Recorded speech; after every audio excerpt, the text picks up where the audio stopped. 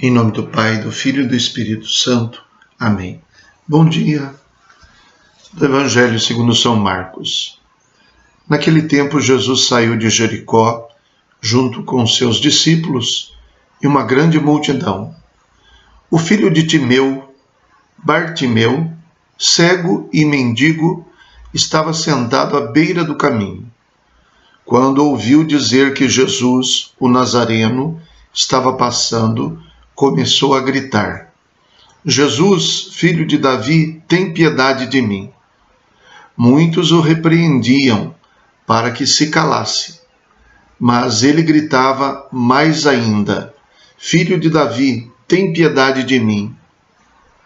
Então Jesus parou e disse: Chamai-o. Eles o chamaram e disseram: Coragem, levanta-te, Jesus te chama. O cego jogou o manto, deu um pulo e foi até Jesus. Então Jesus lhe perguntou: O que queres que eu te faça? O cego respondeu: Mestre, que eu veja. Jesus disse: Vai, a tua fé te curou. No mesmo instante, ele recuperou a vista e seguia Jesus pelo caminho. Palavra da salvação. Glória a vós, Senhor. 3 ideias para reflexão, tiradas do Evangelho, que são exemplos desse homem chamado Bartimeu, filho de Timeu, e que se encaixam perfeitamente na nossa vida cotidiana. Antes de tudo, a primeira ideia, não se deixar levar pela multidão. A multidão não tem propriamente uma vontade e uma compreensão. A multidão vai e vem. No momento, dizem que Bartimeu deve calar-se. Tentam sufocar a sua aclamação de fé e o seu pedido a Jesus.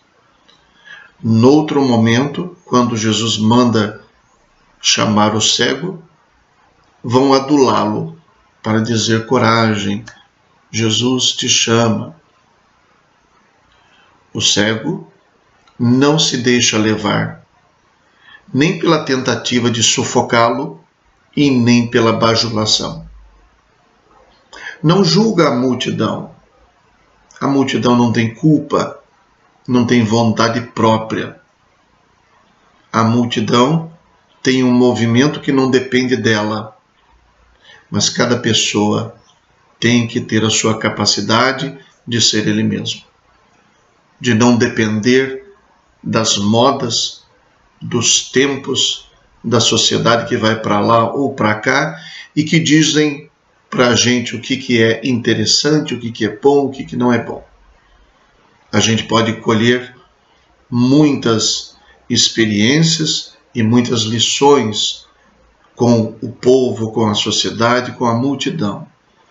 Mas a gente não pode deixar-se substituir pela opinião que praticamente não tem forma da multidão. Esse homem é uma pessoa que tem esta característica. Não obstante suas próprias dificuldades, ele grita. Quando tentam sufocá-lo, ele grita mais forte ainda. Quando tentam dizer para ele, como se agora a multidão fosse levá-lo até Jesus, ele dá um pulo e vai ele mesmo. Essa é a primeira ideia. A segunda ideia, mostrar a fé por atos concretos.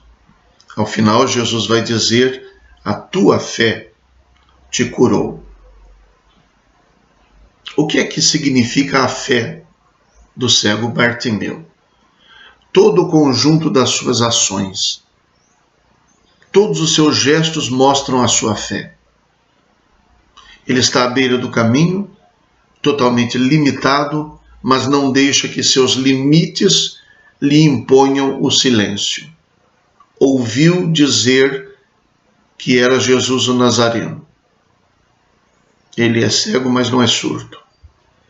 Estando no lugar onde se encontrava, começa a gritar. E ao gritar, mostra que ele enxergava mais do que a multidão. Aos olhos da fé, ele enxergava que Jesus não era apenas Jesus Nazareno, um profeta que ficou famoso, que está atraindo as pessoas, mas ele enxerga que se trata de Jesus, filho de Davi, o Messias esperado. Ele faz uma aclamação que mostra um conhecimento mais profundo. Depois ele não se deixa intimidar pela multidão e grita mais alto. Quando ele é chamado, ele não se deixa levar pela multidão e não precisa que a multidão o leve até Jesus. Ele dá um pulo e joga o manto. Essas duas ações mostram a sua fé, porque ele joga um manto. O manto era uma coisa da qual os pobres jamais se separavam. Quem não tinha uma casa, praticamente o manto era sua casa. É como os moradores de rua hoje, que jamais se separam do seu cachorro, porque para muitos é a sua única companhia. Então, embora um mendigo jamais se separasse da sua túnica e que possivelmente estivesse sobre o seu colo, onde as pessoas colocavam as moedas da esmola que lhe davam, este homem joga o manto. Sendo cego, talvez nunca mais o reencontre. Se ele não voltasse enxergando, talvez tivesse que pedir a alguém que encontrasse o seu manto. Esta passagem faz recordar o evangelho lido há 2 domingos atrás, quando Jesus pediu ao jovem que queria saber o que devia fazer para ter a vida eterna, que deixasse os seus bens. E esse homem não tem coragem de fazer isso. Bartimeu joga tudo, deixa tudo. E é por isso que ele vai seguir Jesus, porque ele não teve esse obstáculo, ele se desfez desse obstáculo. E ele dá um pulo, quer dizer que não é só o manto que ele se joga inteiramente, com toda a confiança. Vai até Jesus mesmo sem enxergar. Então todas as suas ações mostram a sua fé. E em especial a última delas, que eu digo que é a terceira ideia dessa nossa reflexão. É preciso saber o que a gente quer. Jesus, em vez de curá-lo automaticamente, lhe pergunta: que queres que eu te faça? O que queres que eu te faça? Se recordarmos o evangelho da semana passada, do domingo passado, do mesmo São Marcos, encontramos os 2 discípulos, Tiago e João, que pedem a Jesus: queremos que faças por nós o que vamos pedir. E Jesus então pergunta: o que quereis que eu vos faça? E eles dizem: queremos glória, queremos sentar-nos à tua direita e à tua esquerda na tua glória. Pedem a glória deste mundo. E a glória deste mundo não vale isso. Quando Jesus pergunta a este homem: o que queres que eu te faça? Ele podia dizer: eu quero uma esmola, porque ele era um mendigo. Mas ele diz: mestre, que eu veja. Enquanto os discípulos de Jesus estavam pedindo o fim do caminho, a glória, esse homem quer a capacidade para caminhar. Ele estava à beira do caminho, mas ele não quer estar mais ali. De fato, seguirá Jesus. Jesus o chamou através da multidão, do mesmo modo que chamou os apóstolos. E ele, como diz o evangelho no final, recuperou a vista no mesmo instante e seguia Jesus pelo caminho. Aquele jovem de 2 domingos atrás que não teve coragem de deixar suas riquezas para seguir Jesus, se tornou um ilustre e famoso anônimo. Não sabemos o seu nome. Este cego, que deixou tudo que tinha, que era apenas um manto para colher esmolas, para se proteger do frio, ganhou um lugar de destaque no Evangelho. Sabemos o seu nome, Bartimeu. Se tornou um verdadeiro seguidor de Jesus. E isso porque, em vez de pedir glória, que seria uma esmola, de pedir qualquer outra coisa, ele pede: mestre, que eu veja. Tanto quanto Salomão, quando foi questionado sobre o que pediria a Deus, pediu sabedoria. E Deus disse: porque não pediste nem ouro, nem dinheiro, nem glória, nem poder, nem prevalecer sobre os inimigos, eu te darei a sabedoria e também as outras coisas que você não pediu. Saber o que pedir a Jesus. Não pedir esmolas a Deus. A glória desse mundo, a vida fácil, isso é esmola.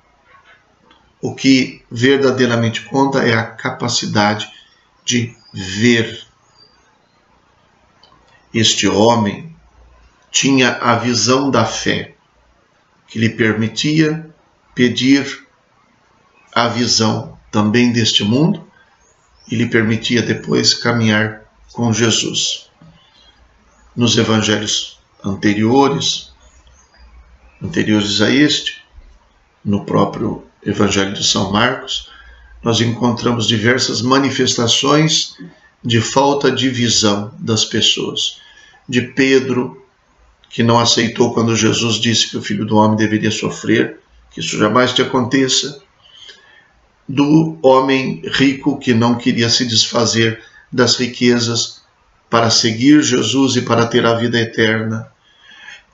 De João e Tiago, que ao pedir alguma coisa a Jesus, em vez de pedir o que mais importava, pediram a glória deste mundo. Este homem era cego fisicamente, mas era uma pessoa de grande visão do ponto de vista da fé.